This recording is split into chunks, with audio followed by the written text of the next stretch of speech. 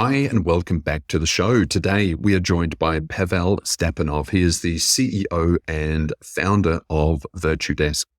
It's a really interesting conversation with Pavel. We discuss his evolution and founding of Virtudesk over 8 years ago now. He was a real estate agent and then saw and realized the value proposition in offshore staffing to help him leverage his time and grow his business. So he stepped over to the dark side and built Virtudesk as a result.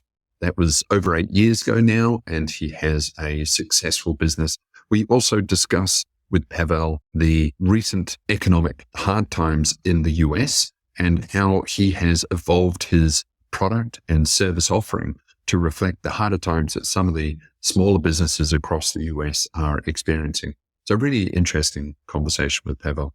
As always, if you want any of the show notes, go to outsourceaccelerator.com/podcast. Enjoy.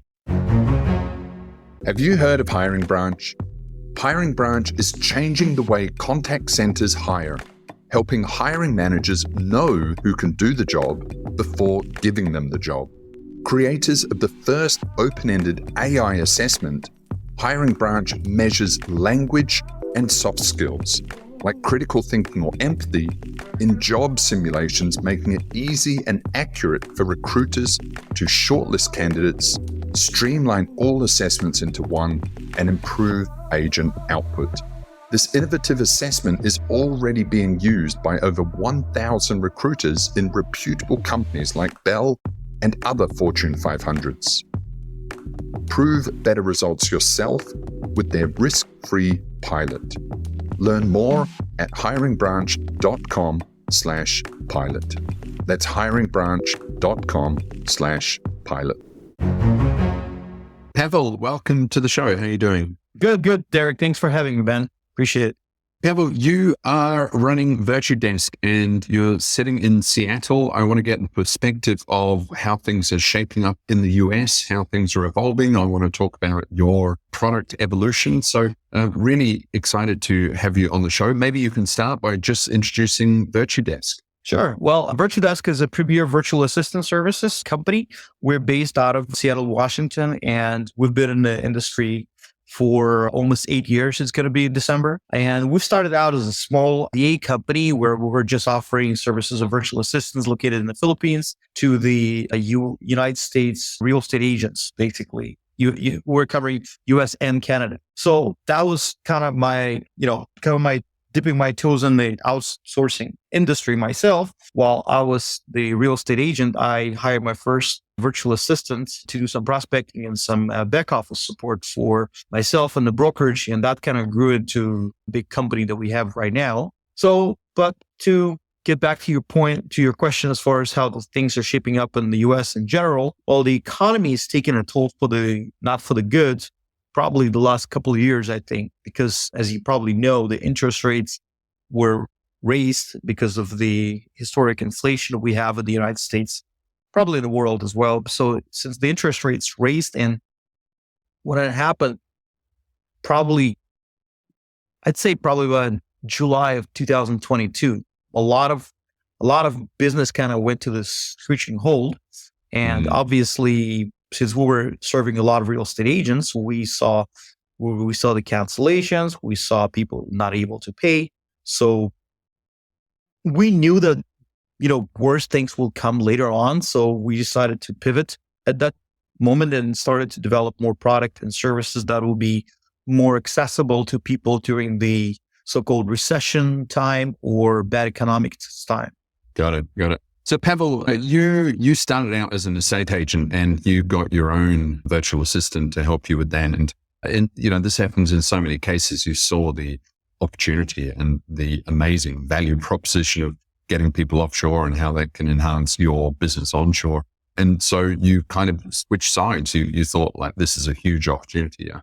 And it sounds then you focused initially on the real estate industry. And I've seen this so frequently that there are a lot of services built for the real estate industry, in terms of VAs and things like that. But it's really difficult to stick. Why is that? Is that because most real estate agents You always hear about the highly successful ones that earn millions and sell all the properties, but I have a hunch that most real estate agents kind of struggle to make a decent living, and then they can't really afford to build their teams out. I'll tell you what, Derek, you can probably see, you can take 8 out of 10 agents would probably be suffering even during the good times. The reasons are because a lot of people come to the profession of estate agent from corporate jobs. They have no idea how to run a business. They maybe started as a side hustle. They don't have what's the mentality of the business owner or how to run an operation. Also, as you probably know, salespeople, they have the tendency to live from paycheck to paycheck, or from the commission check to the commission check. And a lot of them don't plan that well out in the business as far as what's going to be happening. And sometimes they just go buy expensive things, buy expensive cars, and spend all of their money in hopes of getting the next commission check.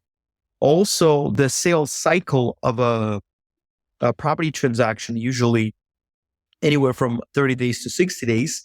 So unless you have a good pipeline built out, you got to be suffering most likely. So not a lot of people realize that at first. And sometimes, as I say, during the good times, only probably 30 to 20% of people in the industry actually making good money. And I'd say less than 5% making very good money. Yeah. And tough industry. Yeah, it is a very tough industry. And so that's why the livelihood of a client in a real estate agency for companies like ours is obviously not that long, because again, they can be just doing very well and, having the money to afford the services, that all of a sudden they run out of cash. So that happens. And I think that's the sort of risk of catering too much to the micro SMEs, MSMEs, in that it's very volatile, isn't it? When you have a sort of an established medium-sized business, they don't sort of, kind of swing so much. They have a lot more stability, and staffing is kind of an essential need. Whereas I think when you're, in the solopreneur kind of space, if they have a bad month, they can't afford staff, then they get busy, then they need a staff member, then they have a bad month and they need to get rid of and it's a little bit sort of stop start, isn't it? It's it is. And it's even for our virtual assistants who we provide for those solopreneurs, it's a stressful gig for them, because again, they know that any month they can be fired by the client simply because the client doesn't have the funds to pay them. So they're aware of this. And obviously, whenever we lend a client who's more of an established, industry, or I wouldn't call like any industry a recession proof, anything can happen, but more of a more or less established, where they have, not as crazy sales cycle, or they have a cash flow. So if there's a stability, that's what RBAs love, because again, that pretty much, guarantees them employment. So obviously we want to make sure we place our virtual assistants with companies, that have established the businesses and cash flow. Obviously, I know a lot of outsourcing owners, and, the ones that got hardest hit when COVID happened was the ones that were catering to sort of virtual assistants and solopreneurs and small companies. Oh, yeah. Because literally all of those small companies just sort of got rid of any staffing, and they maybe lost 80, 90% of their staff, versus kind of medium-sized businesses where they maybe have a little bit more reserves, a little bit more structure, and they can kind of wait things out. So it's volatile, isn't it? It is volatile. So again, one of those things that we're looking at as far as how can we make sure that, first of all, RVAs have, stable employment, and also at the same time, we have a, functioning company and able to provide services, because we understand when we get a client who's, let's say, a real estate agent, and that person has some sales going on, and then all of a sudden they stopped. We understand that we may not have this client for a while. So offering services that are workable during the recession is very essential, because again, we can maneuver the waves of the recession. And that's why we, in the marketing department, started to come up with the ideas on how to, it's basically the director of sales and marketing was coming up with an ideas on how we can increase the revenue of the company without increasing the number of clients we have, because again, clients come and go, but I want to make sure that the revenue remains. So we've come up with different ideas on how to do that. And so far it's working out, Yeah, that's good. What I've found as well is, when you started this whole thing, you got someone offshore and you saw the value proposition, because instead of hiring someone in the US for, I don't know, $4 or $5 a month, you can hire someone, offshore for like, $1,000 a month or thereabouts. But what I find now is the smaller end of the market, they are now aware of this opportunity, and they've already priced that in. So instead of them thinking, hey, look, I'm saving multiple thousands per month here and still getting great staff, they're actually like, well, I heard on the grapevine you can hire people for $400 a month. Then, if you try and get them to pay a real price of, $1,000 or $1,500, they're like, they can't do that because they're too price sensitive. And they heard somewhere that you can find someone decent for $400. And I struggled with that in the industry, in that the expectations now have shifted from, hey, it used to be $4 or $5 a month to hire someone in the US, to you've actually got to convince them that, $400 isn't a reasonable amount to pay someone in the Philippines, kind of thing. Have you seen that shift in the industry? Of course, because again, it's not a secret how virtual assistants work, and it's not a big secret out there what the wages of VAs are. So we of course know that, and we know we have a good value proposition, because again, there are several components to the value proposition. Of course, price or the rate is one of the most important ones, especially in a bad economy. But also you should all consider such things as because people don't consider a lot of other things besides the hourly rate. However, there are some things such as health insurance for the virtual assistant. Okay. The 13th month pay. Okay. The security of your data, the management of the VAs. A lot of those things are not being considered by somebody who's looking to hire a freelancer. And we understand that we are educating the public. Look, we're not the cheapest. We're not the most expensive. However, we do provide a lot of value that a lot of the freelancers can't.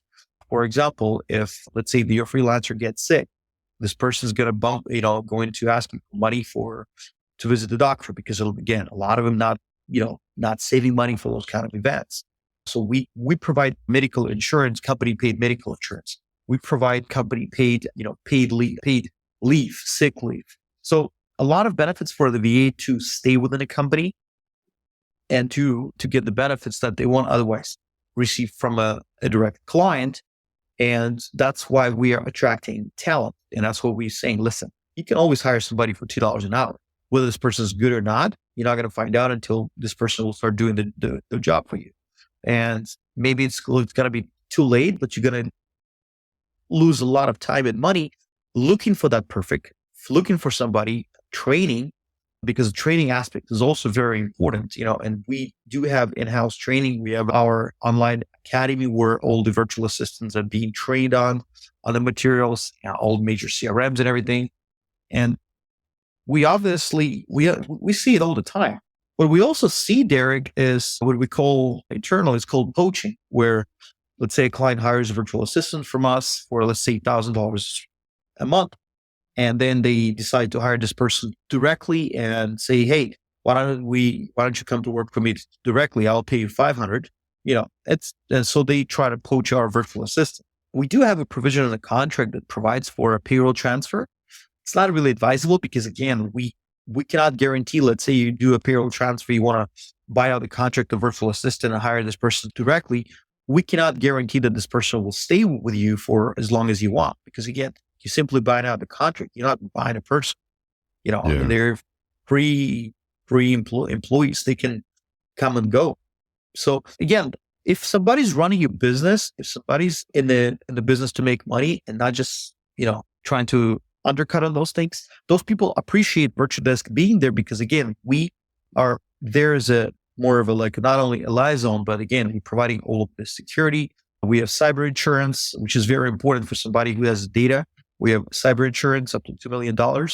If anything goes wrong with the data, obviously it's going to be covered. Which, again, if something goes wrong with your data and your freelancer messes up, well, what are you going to do? Nothing. Here with us, you have a peace of mind. Plus, we have account managers who monitor the VAs, who make sure that they're actually working, also making sure that they're working for you during your time, not several other clients during the same hour. basically Yeah. stealing time from everybody. So because we have a good workforce department that does that. So that's one of those, the most And important I mean, things. it's a little bit of everything, isn't it? Because it's obviously Yeah. you've been doing this 8 years. It's your oversight, it's your experience, it's all of your staff that oversee the virtual assistants to make sure that they are productive. Like, you don't have, that's the thing, you don't have to convince me. I mean, I understand the value, but it's funny that, people are now, instead of looking at the, hey, I'm saving a lot of money here compared to $4,000, they're kind of it's already been adjusted out, and people are sort of scrapping around trying to find the lowest of the low paid people. And that's not where you get the results, is it? You don't get the results. You don't get the reliability, the stability, the scalability, all of those things that help run a business. Exactly. I mean, if you're focused on running a business, obviously it's best to work with a company that's been around for so many years and, knows what they're doing. We're not just giving you a VA and say, here, work with this and just pay us extra. No, it's not the way it works. We are actively engaged with your virtual assistant, or making sure this person is performing for you. So a lot of peace of mind and a lot of management aspect of that is taken out. Because again, managing your virtual assistant, it also takes time. And if you're running a business, you don't have time to do that. You want results. Okay, you give your VA, the tasks to do the tasks and everything. But however, are you checking their screenshot? Are you making sure that they actually logged in during the time they say they work? Sometimes they install the juggler on the system, and it may look like they're actually working. Like even though you have your own tracker, let's say, it looks like they're working, but it could be a juggler over the mouse that they could be sleeping, but the juggler's working and making it look like the mouse is moving. We have ways to identify that, obviously, and to catch that, so. Yeah, there's a lot to look out for. And do you, Pavel, your staff, they are all remote? Yes and no. We have office in the Philippines, and we have office here in Seattle. So we have executives here in Seattle. We have the director of sales here, the marketing manager here. We have obviously the director of training and development here. Business development is here. People are here. And actually IT, we have both. We have people here and in the Philippines as well. So. Got it. But in terms of the client staff, it is typically a remote role, or correct. do you?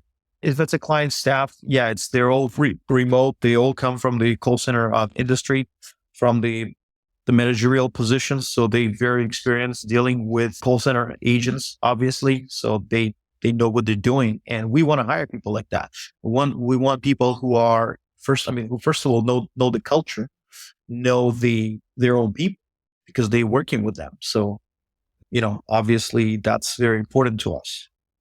Yeah. And you were saying, with the economy kind of worsening, and of course, like everyone was kind of hit after the ZERP era ended, everyone sort of had to recheck. And, even in Silicon Valley, there was this sort of move toward profitability, which is kind of amazing. Of course. These companies are running at massive losses for decades, and now suddenly everyone's focused on profit.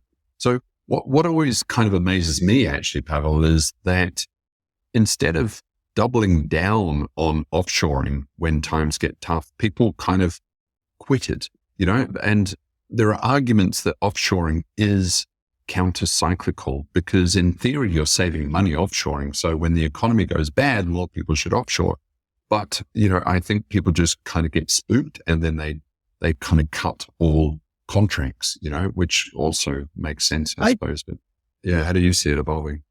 Well, we see that. I think a lot of it has to do with fear. People just in general. I mean, the whole economy, basically, like stock market, is based on the beliefs and fears, as you know. The Bitcoin is also based on the beliefs and fears of people. So it's a natural reaction, I suppose, and that's okay. Because again, at the end of the day, they're still going to come back. They're going to reevaluate. They got to get somebody to get the work done. Let's say we have somebody canceling the contract with us. Say, hey, I don't need offshore people anymore, and our account managers, usually talking to them about, say, okay, good, okay, that's okay. You want to cancel the contract? Let me ask you a question. So, who's going to be doing all the work that your virtual assistant was doing? And that starts to hit them and they say, well, I can do it myself. Okay, good. So you got to be doing this, this, and this, and this, and this. when are you going to have time to run your business? Mm. And that's the kind of like come to Jesus moment comes for a lot of those people. And they say, well, maybe I could just reduce the hours for now or something, and people, just basic fears, especially when the economy is bad. And in the real estate industry, we saw that a lot where people simply cannot pay the bills and, they decide to offload, And you were saying, you're moving more into a, standard sort of BPO or outsourcing service provision now. And what I find is that virtual assistants, again, they're almost a luxury item. Like I have an assistant, I have, an EA, and she manages my inbox, and she is absolutely invaluable for me. And she would be one of the last people I would give up because it actually enables me to get on and do deep work and, kind of high value work. And she is invaluable to me. But for a lot of people, it's kind of seen as a bit of a luxury item, isn't it? Whereas if you have a developer or an accountant or someone in marketing or sales, and they're actually, responsible for those activities within a business, it's hard, you can't sort of quit those, can you? Because they're fundamentally the business. Is that sort of where you see more sanctity and security in terms of those roles? Yeah, I think so. Because again, you're absolutely correct. A lot of people think of an assistant as a luxury item. It added that sometimes during the hard times, they say you got to cut the fat and get rid of all the luxury items you have, so you could actually survive, so your business can run. And we obviously say, yes, you can cut the fat, but don't cut the muscle, because you need the muscle to run your business. So if you are, let's say, cutting people who are essential in your business, well, what's going to happen is just your business will start to suffer. Maybe not right away, but eventually it will. And this is not what you want to do during the recession. That's why it's important for us as a company to make sure that the virtual assistant we provide to the client is in task to mostly not just only do as the assistant simply or posting social media memes for somebody, but actually become day-to-day operations assistant, which is going to be essential to the operator of the business. Like you said, you have an assistant who's running all your show or running your inbox and everything. That should be the last person you would get rid of. And I absolutely agree with you. And that's our goal as a company, to make sure that we provide that value. We train this person, that this person actually becomes an integral part of the business of the client. And what I observe as well in terms of virtual assistants is, some people kind of boast. Like I see a virtual assistant, in terms of the definition of the role, as someone that is an assistant that's kind of an EA or whatever, and they just do a little bit around the edges. But some people sort of boast that their company is run by 30 VAs or whatever, And I'm kind of like, I'm not sure they're VAs. Like in a normal company, you would call them, we have 5 in marketing, we have 5 in sales, we have 5 in operations, we have 5, and it's funny that it's sort of like, I'm not sure, and it doesn't matter. It's only semantics. But those people, if they have 30 VAs running their company, I would think that, again, they are less likely to dump the VAs as soon as there's a bad spell, because of course they're critical to the company, aren't they? They're actually performing functions in the company, and then that function dies if you get rid of them. 100% correct, Derek. And so do you see your VAs, and often people kind of get a VA saying, oh, they'll just do this and that, but then they prove themselves, they're good, and they become increasingly critical to the company operations, don't they? Of course. And I'll tell you what, when I was still running a real estate company, my first VA that I had, her tasks were to contact potential leads on the phone, schedule appointments for me. Okay. So my first VA, she's still with me. She's currently an operations manager of Virtudesk on the Philippine side. So she has grown to be a very important person within the company, because again, she knows me. She knows how I run the business. She knows all the ins and outs of what's going on. And she's basically, she'll be the last person to be let go, only if the company stops to exist, But again, this person, she will learn everything that needs to be learned about running a company. And, she helped me build it. So, yeah. And I think that's critical for people to sort of acknowledge or understand, isn't it? Again, sort of VAs are almost sort of, they can be cast aside and they just do basic admin stuff. No. Like these people can and do run and build the best businesses in the world. And, my business, for example, I believe we have a world-class tech company and it is 100% built and run by Filipino talent. It's not just, they're not just sort of a land of basic assistance. You get whatever you want in the Philippines, whether it's like highly skilled developers or designers or accountants, it's all there. And it's only limited by people's imagination, really, isn't it? Exactly. No, I completely agree with you, and that's why it's what we try to make sure our clients do, that they actually turn their VAs that they hire to for some, like the BS work to actually be important parts of the operation that they run. That's got to be hard to get rid of it. And it takes time, not just only to convince them. We help to develop that VA. We help this VA with training, with extra training, with experts, subject matter experts, SME sessions and everything. So obviously we want this person to be successful, to have long lasting employment and to provide for their families. At the same time, we want to make sure that our clients' businesses remain strong. So it's, very important. Yeah. And how are you seeing your product evolve? So, you initially started in real estate and now I understand, with the economy slowing down, you're evolving it again. So how are you seeing those things develop? Well, basically, as I said, when the economy when we saw the first signs of it, of the economy, worsening, as I said, that was probably around July of 2022, when the interest rate started to be raised by the Fed, like tremendously, like I've never seen in the history of America. And I lived here for 27 years. And obviously I knew that was a sign that, cash is going to be scarce.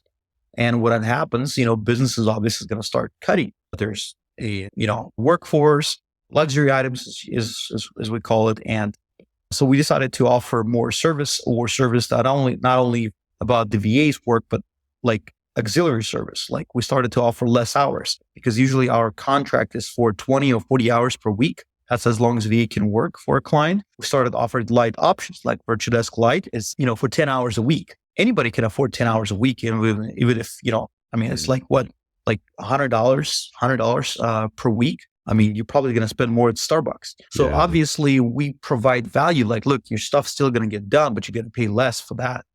Obviously people saw value and we've seen an increase of people signing up for 10 hours a week. And that actually rums up as a very nice revenue for us. Also, we started offering auxiliary service as management of the VA. Because again, a lot of people, as you said earlier in the conversation, they don't see like, $1,000 is better than $40,000 in America, but they see, listen, I can hire somebody for $500 a month. Okay, good. You may hire, but we understand you may have budget issues to hire somebody from us and take advantage of all the benefits we offer, but let us offer you the management service where we can, because we've been doing it for a long time. We know what to look for. We know how to manage the VA. Let us offer the management service. At least you will be able to have a peace of mind that your VA is actually not sleeping during the work. We can make sure of that VA is not working for the clients. If VA is working for the clients, well, we're not going to tell them not to because it's not our VA, but we'll tell you about it. So and you can make the decision about it. So that actually also became more popular for people who hire the freelancers because again, not everybody have time to check on their VAs and we can do that. Also the technology, we offer the technology, as a standalone product, the full timely, the time tracking and screenshot capturing software. We've developed in-house also the dialer, like a telephony dialer we've developed where people can, have their VAs in the Philippines, have a US phone number and make calls. So all of that actually, during this hard time, allowing our company to stay afloat to bring in revenue. And we've been profitable since then all the time.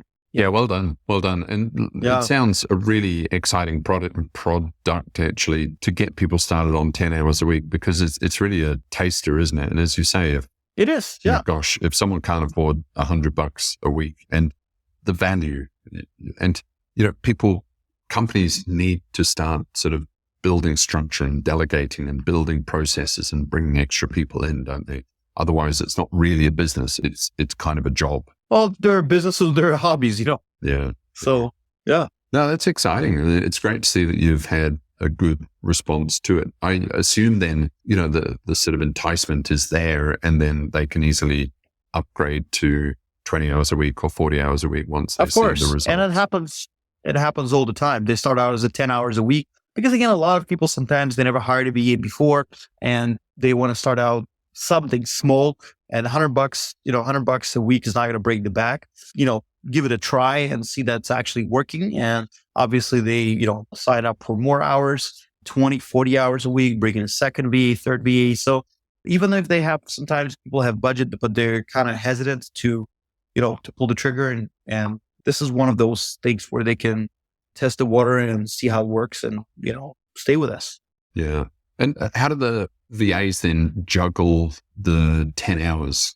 Can you actually sort of optimize one VA to cover 4 lots of 10 hours? Or is it a little bit like Tetris where it doesn't always sort of fit in? May not work perfectly well because, again, depending on the shifts, because if they want certain shift, but with 10 hours, you don't get to pick the shift. You just get 10 hours and it's done. Like, sometimes VA has a part-time work and doesn't want to take on let's say it has a part-time work with us, like for 20 hours and doesn't want to take a full-time, for family reasons, whatever.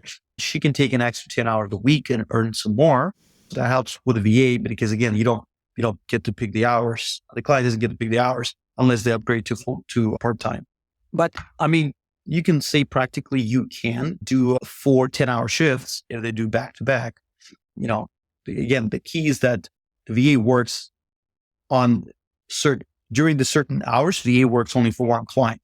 And this is what we instill. We don't run a sweatshop where she could be working like several clients at the same time, because again, that'll be stealing. And that's not what we do. We're a reputable company. We want to make sure that we maintain the reputation. So, it's difficult, isn't it? And this is where once you break apart the work week, it kind of gets difficult, doesn't it? And there are legitimate businesses as well where it's more of a sort of a desk or a pool, isn't it? Where they'll give you 10 hours of work, but it might be scattered throughout the week, for example. So there's a lot of different ways of, I suppose, cutting up the cake, but it's, what I generally tell people is the sort of tested and tried and proven model is really 40 hours a week from one dedicated person, and that's the ideal that I think most companies should work toward, because once you then get to that sort of 40 hours a week, it's a stable week for the employee. It's a stable week for the employer. Of course. It's just sort of so ingrained in society now, isn't it? So it's, it's good that you offer the 10 hours and then the incentive is to sort of work up to a full-time dedicated. Of course. And obviously what we do, we incentivize people to work, to hire for 40 hours. So we have a higher price per dollar price per hour on a 10 hour and a 20 hour than 40. I mean, the lowest price per hour you pay when you hire for 40 hours a week, obviously, because we want to make sure that people incentivize to do that. That's good. And so, you've seen a little bit of softness in terms of the real estate market. And also, I don't follow the US market that closely, but I did hear that the Competition Commission has sort of quashed the 6% minimum fee. Yeah. So is it true that real estate agent commissions are going to drop dramatically now? Is that I think basically it's not going to damage the market, I think, because again, we have a shortage of inventory, but it obviously realtors will earn less, because right now and I think there's going to be a lot of realtors who will leave the industry, leave the business, because simply they used to be able to come in, bring a buyer, and the seller pays them 3%. Now, every realtor is basically would have to negotiate with their own client for their commission. Let's say if I'm a realtor, I'm bringing a buyer, I have to have a conversation with the buyer, show my value, why I'm worth 3% paid by my buyer. That's a tough. And I spent a lot of time in London close to the property market, and there was no set fees. And, ideally they were charging 1.5%, but they would get negotiated down to 0.75%, and there we go. Yeah. If you were saying previously 80, 90% of estate agents weren't earning good money, if that fee drops by 60%, then it's going to be tough on the agents, isn't it? Yeah. I think so. But on the other hand, I see it's like a lot of low producing agents will simply leave the industry and go elsewhere. And there's going to be more work for, more business minded people. Any change, is a change that, we as the providers, as the industry leaders should adapt and anticipate that it's going to be happening. I mean, I'm not going to be sitting here and beating myself with a stick, that, oh, this has happened. No, I'll cry. No, I'm going to think on how to adapt, how to pivot, how to stay, ahead of this. And that's what we're doing, Yeah. And what, do you have a focus now? Is there an industry that really resonates with you, or, you're doubling down on, or a function, or, anything? We working with all industries. We see right now more people coming to us from roofer industry, construction, solar, marketers, basically serve all kinds of industries. We see people in healthcare coming to us. Healthcare, they do outsourcing. Lawyers as well. So pretty much like across the board, like what we used to be focused on realtors. Now we're basically, expanding all industries, because virtual assistant or BPO can be used in any industry where, outsourced work is required. And that's stuff we're doing, That's exciting times. And, it looks like we've been through the tough times. It looks like, and this is the thing, you don't necessarily have to go through tough economic times. It's actually the anticipation of it, isn't it? That companies start to respond. And, there has been that fabled soft landing, it seems. And now interest rates are potentially going down, it seems. So hopefully, there will be a soft landing and things are turning around again, and businesses get that, the ambition and drive again back. So really, really exciting to see, and congratulations. And it's fascinating to see how you evolve your business and the products to suit the environment. Yeah. Thank you, Derek. Yeah. No, I appreciate it, man. Well done. Okay, Pavel. So again, there's vast experience, and it's really great that you've shared your insights and, structures and operations. So as always, I encourage people to reach out and have a conversation if they think that they can get value from chatting. How can people get in touch with Virtudesk? They can go to our website, as you could provide that, and, schedule a demo call with us. It's website, myvirtudesk.com. And, just go to our website or to give us a call, and we'll be more than happy to work with you. That's brilliant. Yeah. Pavel, Thank you so much. Thank you, Derek.